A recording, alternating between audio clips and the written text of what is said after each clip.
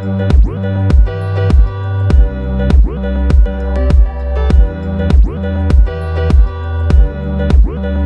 what's up guys, Shubhan here from Modern Technology, and today in this video we're going to be comparing the ASUS Zenfone 3 Max with the Vivo V5. So the ASUS Zenfone 3 Max is sold for 12,999 in India and the Vivo V5 is sold for 15,980 rupees in India. Well, keeping the price aside, let's talk about the specs and my experience on both the devices. So let's talk about the hardware and then we'll dive into the specifications. Well, in my opinion, in the hardware department, I'll go with the Zenfone 3 Max.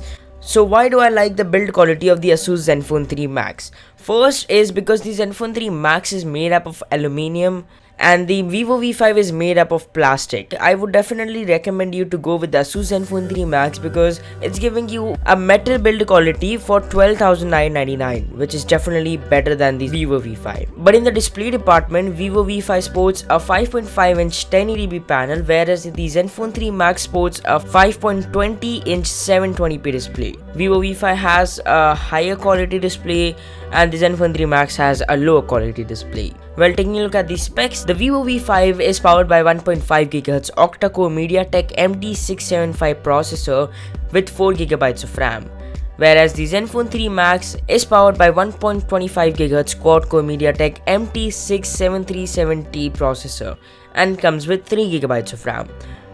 So the Vivo V5 has a 32 GB of internal storage and it's expandable up to 128 GB, and it's the same with the Zenfone 3 Max as well, 32 GB of internal storage and it's expandable. Well, the battery is the thing where the Zenfone 3 Max wins. The ASUS Zenfone 3 has 4100 mAh battery and the Vivo V5 has a 3000 mAh battery.